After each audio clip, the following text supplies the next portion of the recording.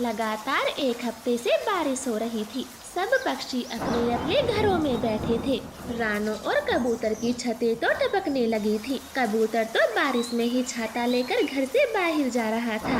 कबूतर भैया, आप इस बारिश में कहाँ जा रहे हो? रानो, मेरे घर की छत टपकने लगी है तो उसी से बचने के लिए पन्नी खरीदने जा रहा हूँ। कल रात कोई चैन से सो भी नहीं पाया। पूरी रात बारिश हुई और लगातार पानी टपका। यही हाल तो मेरे घर का है। कई दिनों से मेरी भी छत टपक रही है। मुझे भी पन्नी ही लानी होगी। चिड़िया कबूतर ऐसे बातें कर रहे थे। अपने घर की बालकनी में बैठे कौवे सुन रहे थे। वो तो दोनों का मजाक बनाते हैं। कालू, इन गरीबों की छतें टपक रही हैं। पहले तो अच्छे से मरम्मत नहीं की, अब लाते फिरेंगे पन्नियाँ। गौरी, ये बारिश ही इतनी खतरनाक है तो घरों का क्या दोष? हाँ गौरी बहन, पूरे एक हफ्ते से ज्यादा हो गया। बारिश एक पल भी नहीं रुकी तो पानी कब तक ना छतों में बैठे। हमारी छत को तो कुछ नहीं हुआ। शायद गौरी इन्हीं के घर पे बारिश हो रही है। अपनी गलती तो ये कभी नहीं मानते। जाओ जाओ, तुम पन्नियाँ ही लाओ। ऐसे कालू गौरी अपने घर में घुस जाते हैं। कबूतर को तो बुरा लगता है। कबूतर भैया, हमें इन कौवों की बात पर ध्यान नहीं देना चाहिए। चलो हम अपने घरों के लिए पन्नी लाते हैं। ऐसे वो दोनों चले जाते हैं और अपने अपने घरों को पन्नियों से ढक देते हैं।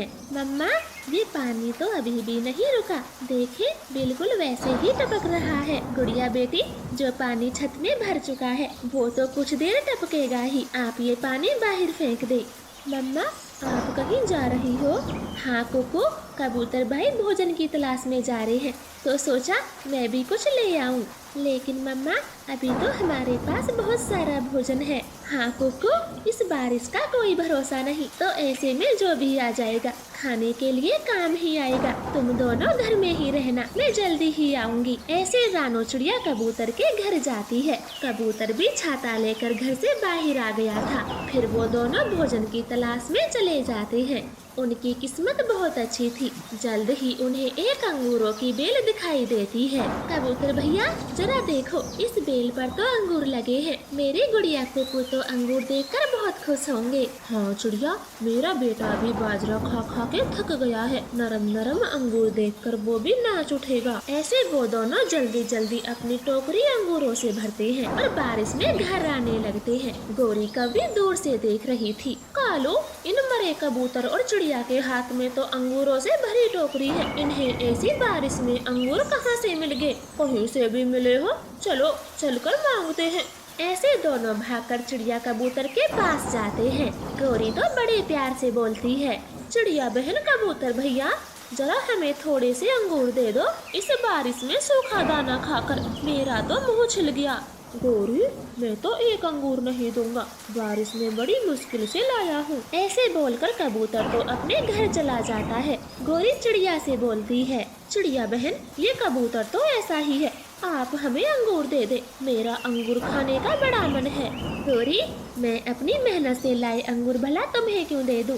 अपने बच्चों के लिए लाई हूँ। हाँ, मगर पता जरूर बता सकती हूँ। बड़ी नदी के पास एक बेल लगी है, आप वहाँ से अंगूर तोड़ लाएं। चिड़िया बहन, बारिश बहुत तेज है, मुझे ठंड भी लगी है, प्लीज आप ही अंगूर दे दे, मैं कल ले आऊंगी। तो गौरी, कल ही खा लेना, अब मैं तो चली, मेरे बच्चे इंतजार कर रहे हैं। ऐसे रानो भी अपने घर में चली जाती है। गौरी कालू को तो बहुत गुस्सा आता है। कालू, ये चिड़िया तो बहुत इतराने लगी, हमें मांगने पर भी अंगूर नहीं दिए। गौरी, इसको सबक सिखाना होगा, कुछ तो करना होगा। ऐसे दोनों गुस्से में अपने घर चले जाते हैं और चिड़िया को सताने की योजना बनाते हैं।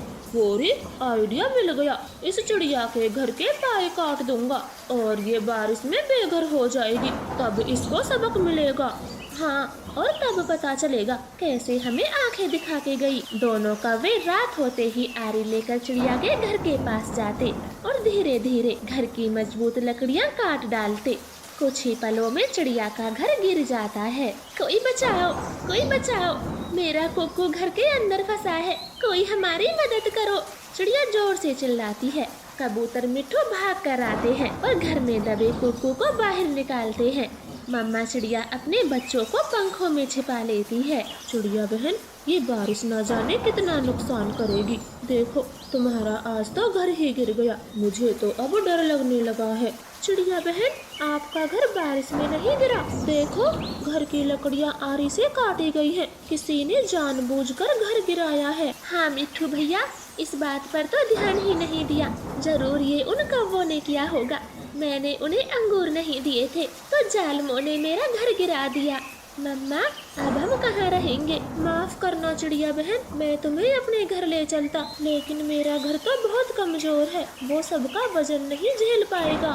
चिड़िया बहन, आप मेरे घर चल दो, ऐसे में बाहर कहाँ रहोगी? नहीं कबूतर भैया, कहीं मेरी वजह से आप भी बेघर हो गए तो मैं अपने आप को कभी माफ नहीं कर पाऊंगी।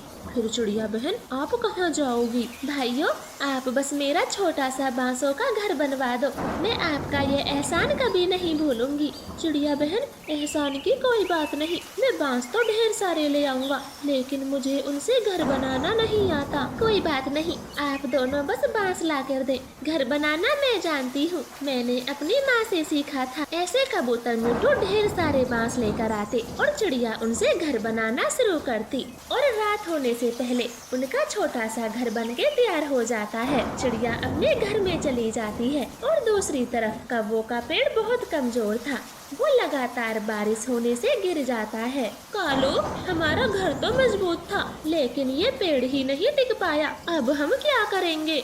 चलो गोरी, जैसे चिड़िया का घर कबूतर मिट्ठू ने मिलकर बनवाया, हम भी उनकी मदद लेकर बांसों का घर बनाते हैं। अब जल्दी चलो। ऐसे वो दोनों भागकर मिट्ठू के घर जाते, लेकिन वो तो साफ साफ मना कर देता। फिर वो दोनों कबूतर के पास जाते।